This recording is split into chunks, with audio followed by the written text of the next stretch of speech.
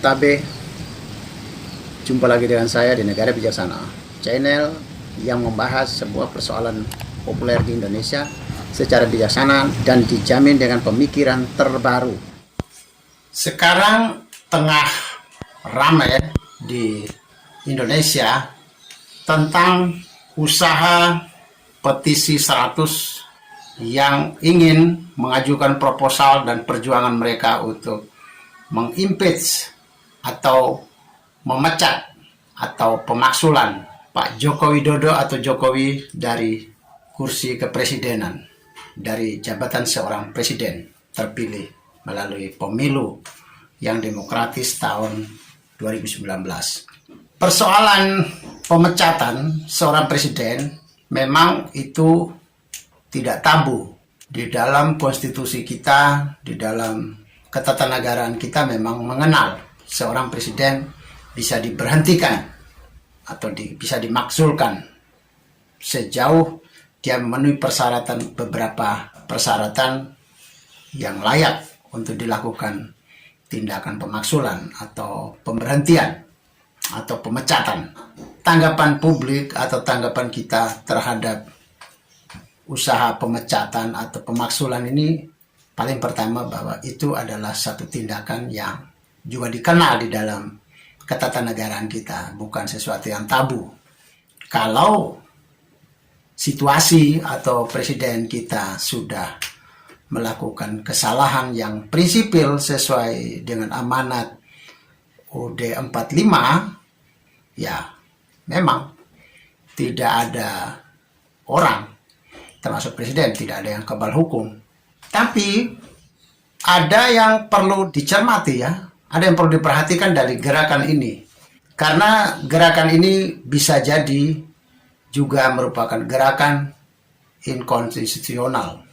Gerakan yang tidak sesuai dengan konstitusi, bisa gerakan yang melanggar ketatanegaraan kita juga, bisa.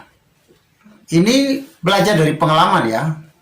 Dulu di tahun 2001 ya, Presiden Abdurrahman Wahid alias Gus Dur pernah dipecat oleh MPR pada zaman ketua MPR-nya Pak Amin Rais.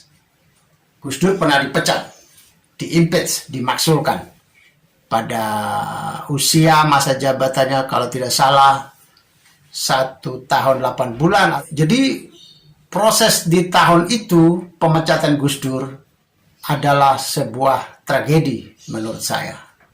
Tragedi bagi konstitusi, tragedi bagi ketatanegaraan, tragedi bagi dunia hukum Indonesia. Karena Gus Dur dipecat tanpa melalui tindakan proses hukum bahwa dia bersalah atau tidak. Tapi dia dipecat berdasarkan sidang umum MPR yang diketuai oleh Amin Rais. Gus Dur dituduh bersalah, beberapa kesalahan, tetapi hukum tidak pernah memutuskan bahwa Gus Dur bersalah. Pertanyaannya, siapakah lembaga yang paling berhak di Indonesia untuk menyatakan seseorang bersalah atau tidak? Sesuai dengan aturan ketatanegaraan kita, bahwa lembaga yudikatif lah, lembaga-lembaga hukum lah, pengadilan lah yang akan punya hak otoritas untuk menyatakan seseorang bersalah atau tidak. Hakim yang akan memutuskan dan memenuhi standar berkekuatan hukum tetap, baru seseorang diproses untuk menuju pemecatan. Baru proses politik di MPR, proses politik di DPR. Tapi Gus Dur pada tahun itu tidak melalui proses pengadilan. Hukum tidak pernah membuktikan bahwa Gus Dur bersalah. Tetapi Gus Dur dihakimi secara opini publik. Siapa yang menggiring opini publik waktu itu? Ya para politikus, termasuk Pak Amin Rais. Mereka yang menggiring opini publik bahwa Gus Dur bersalah, tapi bukan hukum. Mereka tidak membuktikan, tidak pernah membuktikan di depan pengadilan. Dan hakim tidak pernah memutuskan sampai hari ini. Silakan mencari kembali arsip-arsip di Indonesia, arsip hukum di Indonesia. Apakah pernah pengadilan di Indonesia, apakah hakim pernah membuat keputusan bahwa seorang Kiai Haji Abdurrahman Wahid bersalah? Tidak pernah. Tapi Gus Dur sudah dipecat sebagai presiden. Ini sangat menyakitkan. Saya sampai hari ini tetap merasa tidak nyaman dengan situasi pada waktu itu. Bukan kasihan Gus Dur, tapi kasihan ketatanegaraan kita dirusak pada waktu itu. Katanya hukum adalah panglima, tetapi ternyata politik adalah panglima. Politik seenak sendiri menghakimi seseorang bersalah dan memecat seseorang.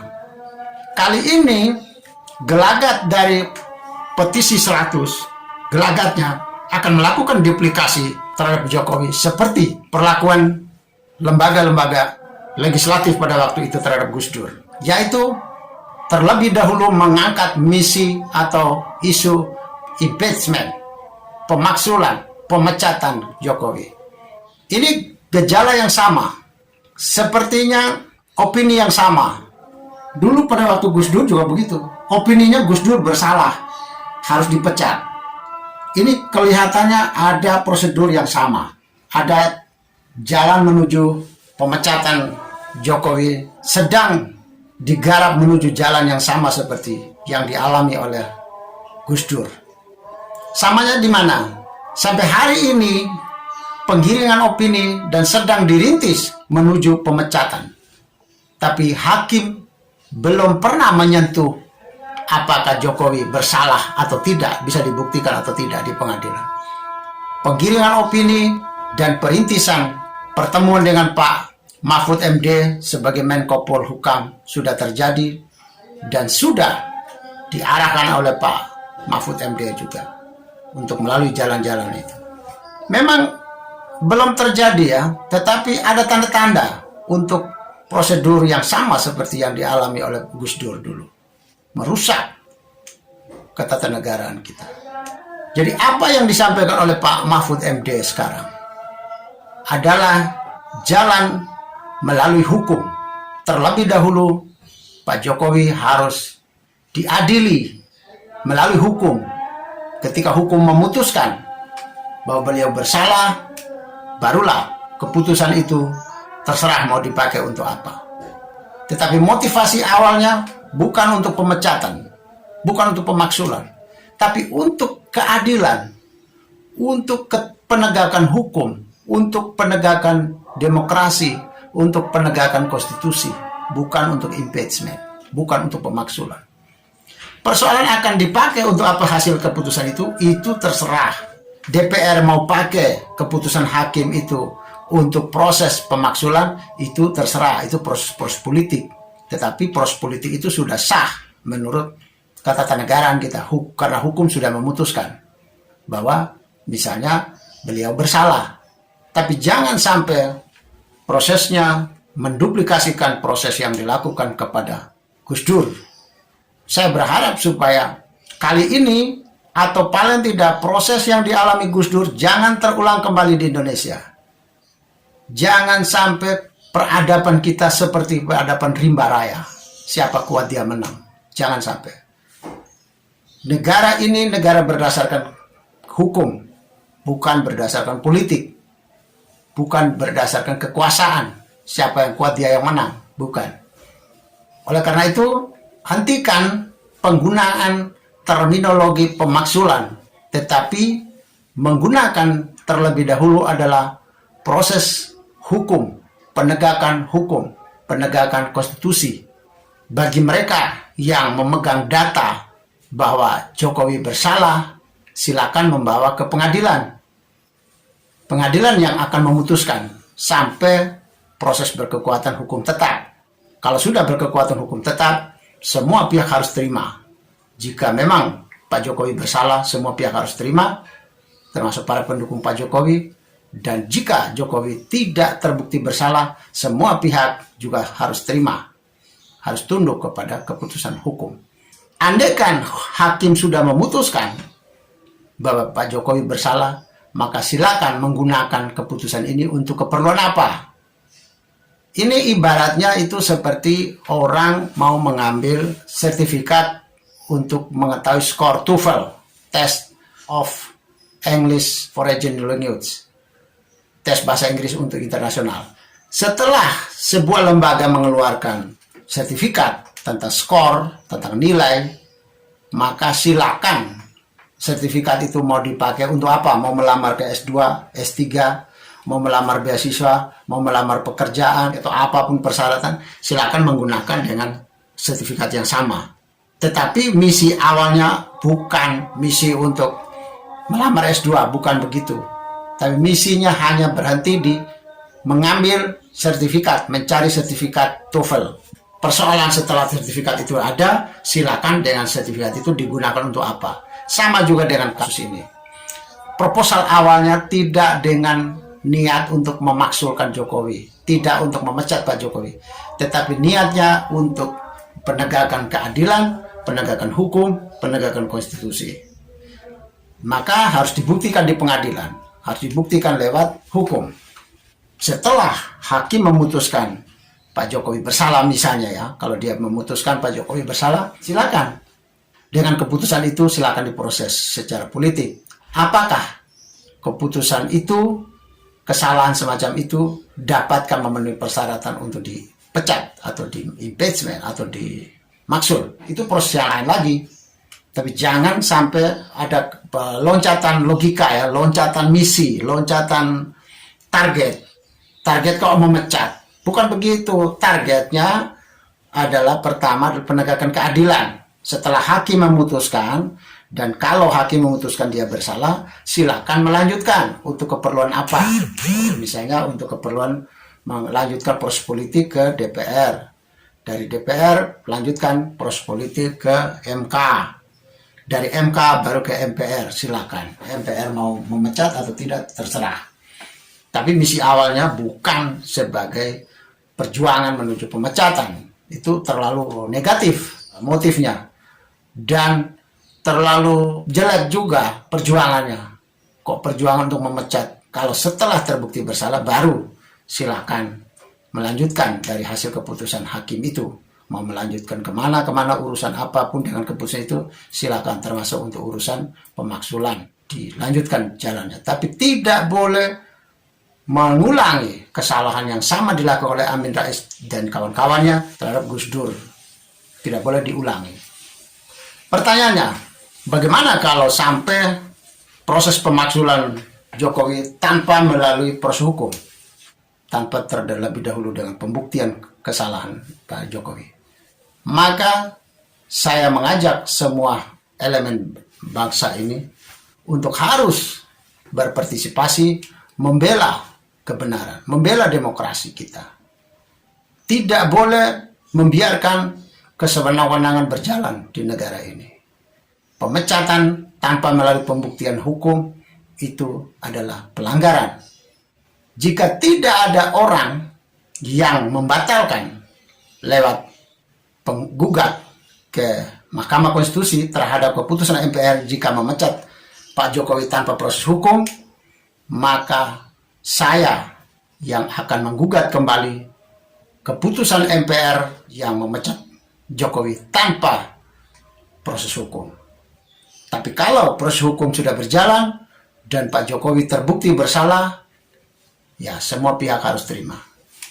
Tapi jika beliau tidak bersalah di proses hukum, maka semua pihak juga harus terima. Termasuk petisi 100. Sampai sekarang saya tetap merasa bersalah. Saya tetap merasa tidak nyaman. Setiap kali saya mendengar tayangan ulang wawancara Gus Dur, salah satu pembicaraan Gus Dur adalah dia tidak perlu membela dirinya pada waktu itu. Yang harus membela adalah rakyat Indonesia. Tapi kalau rakyat Indonesia diam saja, ya terserah. Terserah pada bangsa ini. Gus Dur mengatakan demikian. Artinya apa? Saya menangkap bahwa Gus Dur kecewa dengan bangsa ini. Ketika MPR, Amin Rais dan kawan-kawannya waktu itu memecat Gus Dur tanpa melalui proses hukum, bangsa ini diam saja. Semua elemen bangsa ini diam saja. Tidak ada pembelaan terhadap dirinya. Saya paham. Kalau Gus Dur yang membela dirinya, ya nanti orang akan menuduh bahwa dia masih ingin jabatan, masih ingin jadi presiden, ingin punya kedudukan, sehingga dia membela untuk dirinya. Saya menghargai perasaan Gus Dur. itu bagi orang Jawa itu saru. Kalau sampai dia yang mempertahankan.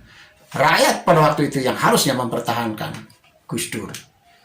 Harusnya rakyat yang akan menggugat keputusan MPR ke pengadilan bahwa keputusan itu tidak melalui proses yang benar, tidak menurut ketatanegaraan yang benar, karena menuduh Gus Dur bersalah lewat jalanan, lewat politik, bukan lewat hukum. Sampai hari ini belum pernah hukum digelar untuk memutuskan bahwa Gus Dur bersalah, sehingga satu orang pun tidak pernah ada yang bisa membuktikan secara hukum bahwa Gus Dur bersalah. Jadi ini tidak boleh diulangi. Seterusnya ya, tidak boleh diulangi memecat seorang presiden atau seorang pejabat tanpa melalui pembuktian hukum. Mari bangsa Indonesia, rakyat Indonesia mengawal proses ini agar tidak boleh terjadi duplikasi proses pemecatan terhadap Pak Jokowi tanpa melalui pembuktian hukum.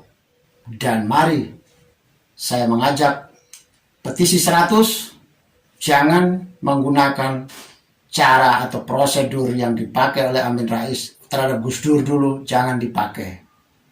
Harus melalui hukum. Buktikan di pengadilan, keputusan hakim baru dilanjutkan ke proses hukum. Tapi kalau hakim memutuskan Pak Jokowi tidak bersalah, semua pihak harus hormati. Terima kasih, selamat berdemokrasi, selamat memproseskan presiden kita, selamat menempatkan presiden kita secara hukum, secara ketatanegaraan, secara konstitusi kita yang benar. Jangan sampai memecat presiden dengan alasan penegakan hukum dan penegakan konstitusi, tapi dengan cara melanggar hukum lagi, dengan cara melanggar konstitusi lagi. Ini tidak benar. Selamat ya. Jika Anda setuju dengan saya, Anda seide dengan saya, berarti kita berada pada satu perjuangan yang sama, yaitu ingin melihat Indonesia menjadi lebih baik, Indonesia menjadi negara yang bijaksana yang kita impikan. Caranya adalah dengan Anda memberi dukungan dan berpartisipasi dalam channel ini. Subscribe di bawah channel ini, bunyikan lonceng di sampingnya untuk menunjukkan Anda berlangganan secara gratis, dan ada pemberitahuan setiap kali saya mengirim edisi baru. Dan jika Anda setuju dengan ide ini, jangan lupa bagikan ke semua relasi Anda. Terima kasih.